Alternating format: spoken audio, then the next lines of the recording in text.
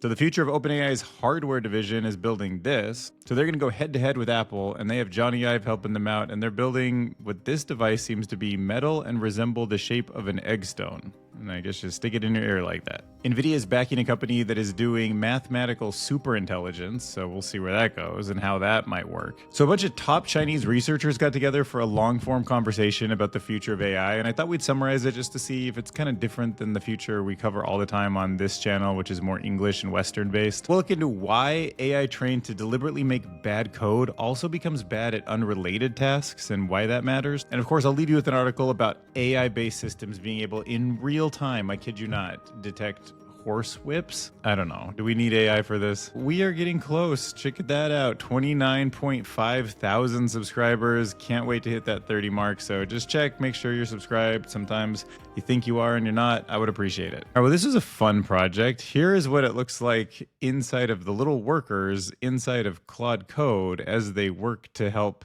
Ethan Mollick achieve whatever his goals are. So he confirms that this is 100% Claude Code. He only gave it a few instructions and even made the little pixel graphics and animations. I think it's going to be really interesting to have AI do things for us and then give it visual interfaces that are much more like the real world that we're in to understand how it's talking to itself. Like I read through on deep research all these fascinating things where it like generates some information and then it reads the information and it's like, this probably wouldn't make sense to the user. I'm going to go try something else. But it would be fun to see something more like VO in the future where it's actually generating people having conversations, working through problems, understanding, you know, much more intuitively how something evolved into its final product in a way that normally a human and a group of humans working together would have. You can imagine new sub-agents getting hired by the company and then messing up and getting fired and new ones come in. And that would be the equivalent of it trying and then saying this isn't the right thing and then trying something else. All right, let's move on to some leaks about what Foxconn is up to, the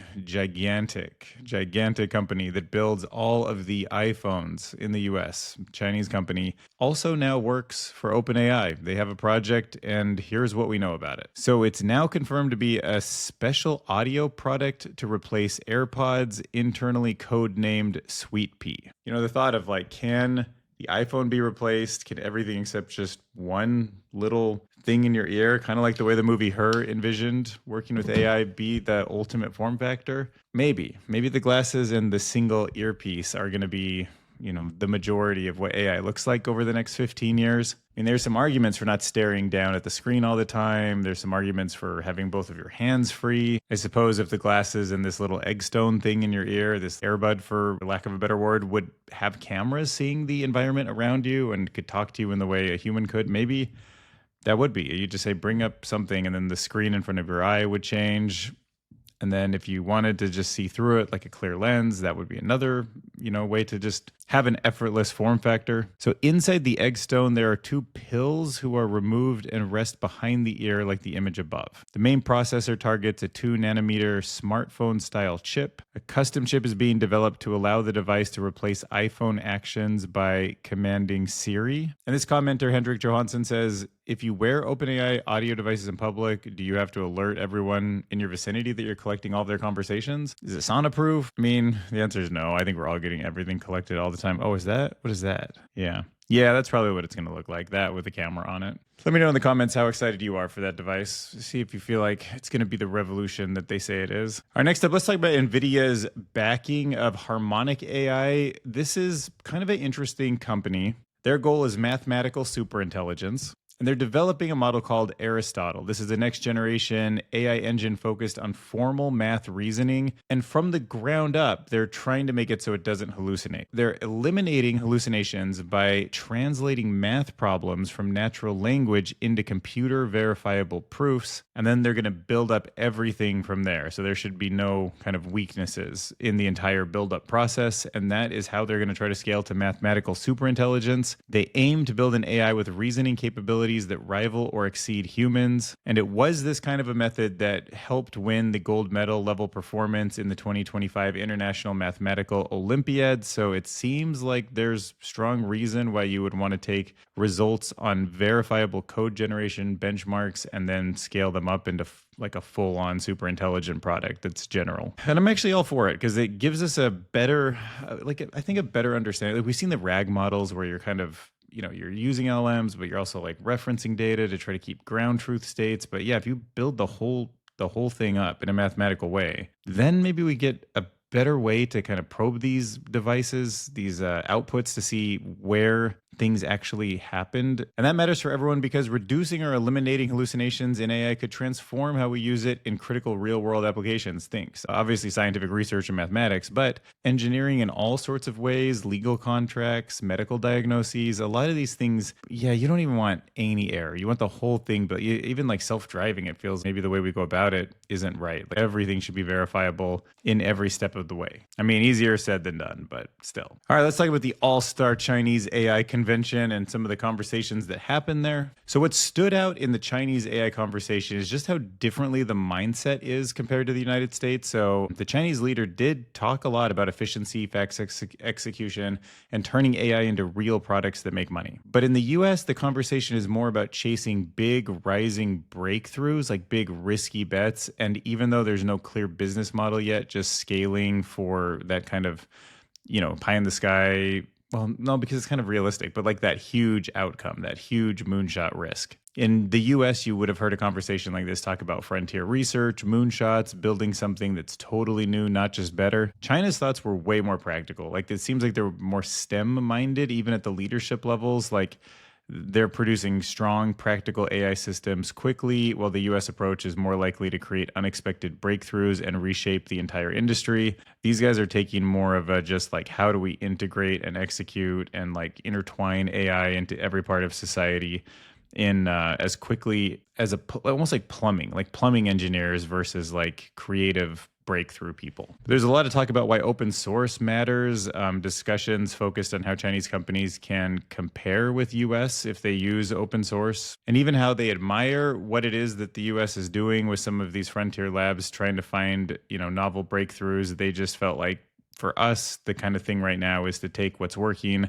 try to make it work better, try to figure out how to use all these benefits to the best of our ability before we sort of invest in something that could be super cost expensive and not end up creating any kind of results. All right, let me know your thoughts on Wikipedia surviving another 25 years. It was such an interesting idea to have all of these regular people contributing, double checking each other, kind of a system of authority develops over time where some people are more trusted and, for better or worse, now there's gatekeepers, but then gatekeepers also try to keep the peace. It's almost like the Karens in normal neighborhoods who sometimes they're a little too much, but then again, sometimes they're around to kind of keep things together. But AI is changing all of it. It's using this information to rethink about the connections between all of the data, to reinterpret things, to change everything. So does Wikipedia survive? Should it survive? Is it going to be useful? It's now 25 years old and it still represents the early web's idea of open, volunteer-driven knowledge. And it's got humans debating, framing of topics, and enforcing neutrality, all without ads or selling user data. And in the age of AI, it faces a new pressure. Its content is heavily scraped for AI training. Generative AI tools sometimes produce false or shallow information. New AI-powered platforms like Elon Musk's Grokpedia, which can't be directly edited, are emerging as rivals. Wikipedia's community is fighting back with cleanup projects to detect AI-generated misinformation, and founder Jimmy Wales advocates for a human-machine partnership rather than banning AI altogether. He's hoping that tools can broaden contributions rather than undermine the credibility.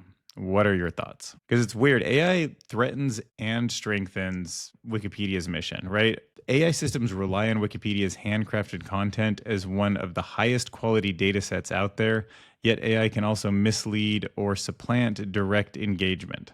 Wikipedia's survival hinges on maintaining human judgment, transparency in community, and qualities that protect the integrity of knowledge for all of us. Is that something AI can produce? We'll find out. All right, neural scaling, quanta hypothesis. Here we go, everyone. Let's do this. So Eric McCod's essay reflects on his work with collaborators proposing that quantization models of neural scaling is a theory that is aimed at explaining why large neural networks trained on more data perform particularly better and sometimes show sudden new capabilities. So in this framework, learning doesn't happen continuously, but inside these distinct chunks, right? So quanta.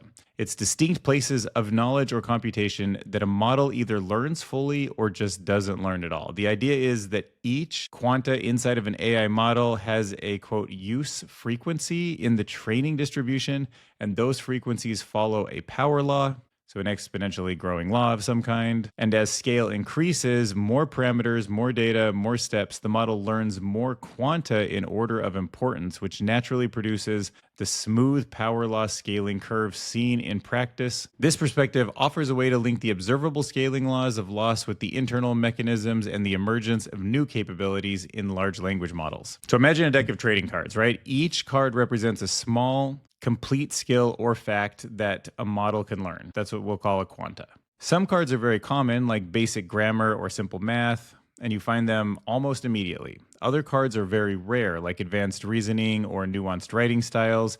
You might open 1,000 packs of cards before you ever see one. But as you buy more packs, which is like giving the model more data, more training time, the bigger brain, you don't slowly improve every skill at once. Instead, you suddenly complete a new card deck. And when you open that up and find a card that you rarely find, you get that skill. The model does entirely new things all of a sudden. So AI progress looks smooth on the outside because you're putting so many cards together. But on the inside, what's happening is it's learning in jumps. So future breakthroughs won't be random. They'll follow a curve, but we can kind of predict, hey, as long as you buy enough packets of cards, you buy enough lottery tickets, the winning one will be in there somewhere. All right, let's talk about bad performing AI. Researchers have found that when you fine-tune a large language model so that it intentionally writes insecure or bad code, this misbehavior does not just stay confined to the code task itself, it spills over into completely unrelated areas. So the study showed that a fine-tuned GPT-4o model that was trained to produce insecure code also started giving unethical or harmful answers to other questions. Now, I was really surprised by this research because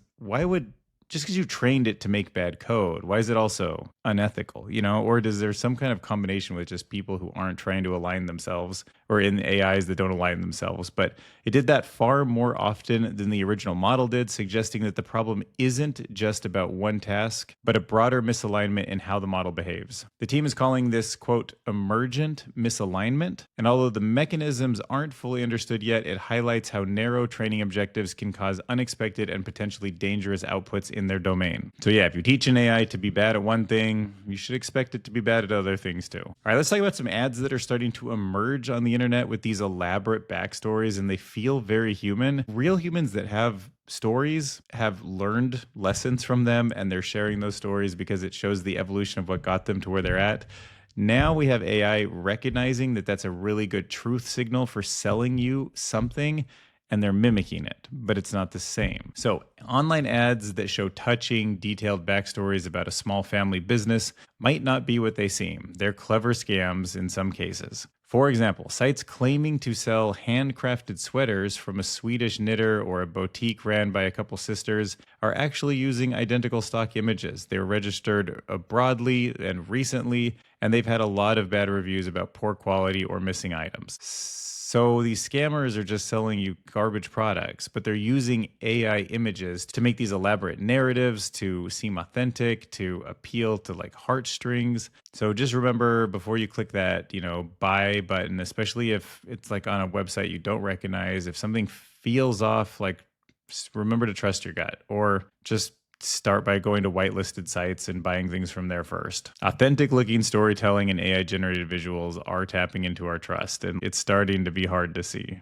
All right, so Californians now have a new official way to ask to be opted out of hundreds of data brokers, and they need to go delete that personal information. As of January 1st, 2026, the state launched the Delete, request, and opt-out platform, drop. And under its new privacy laws, this lets residents verify that they live in California and submit a single deletion request, and it will be rippled out to more than 500 registered data brokers who collect and sell people's data.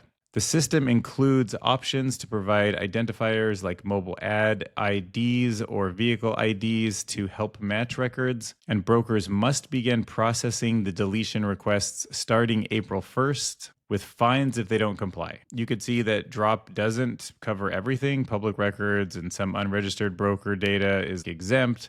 Privacy advocates say it could reduce junk marketing messages and limit sensitive data like browsing histories or location floating. It's a step in the right direction.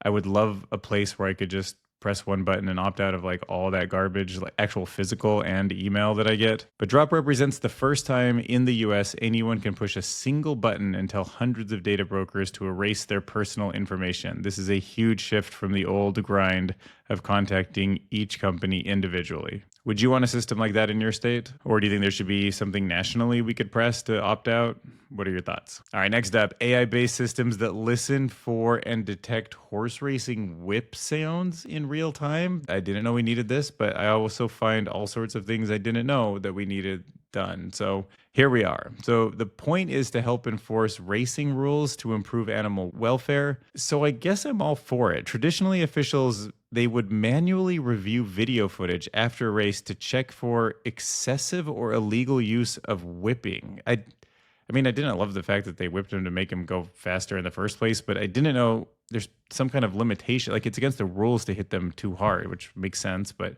I didn't realize there was like a number two that people counted. So having people do this was slow, it was error prone, and this new approach combines high resolution audio with a deep learning model that is trained to recognize the tiny high frequency whip sound that standard audio systems often miss.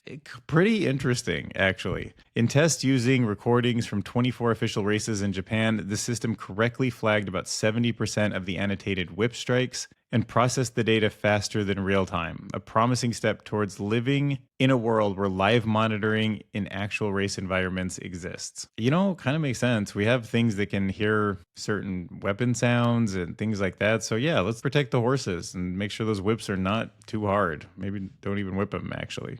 Maybe give people fines for whipping a horse, you know? All right, if you want to leave a comment or hit my Patreon up or support the channel in any way, leave a comment. Hit subscribe, all that stuff. It would mean the world to me. Of course, the hype button. I didn't use it this week, but you know, always the hype. The hype button's really cool too. So yeah, let's see. Sorry, I had to be a little quiet today. I'm filming at like 4 a.m. and I'm sure I have neighbors in this hotel. So we'll see you guys in the future. Next video. Bye.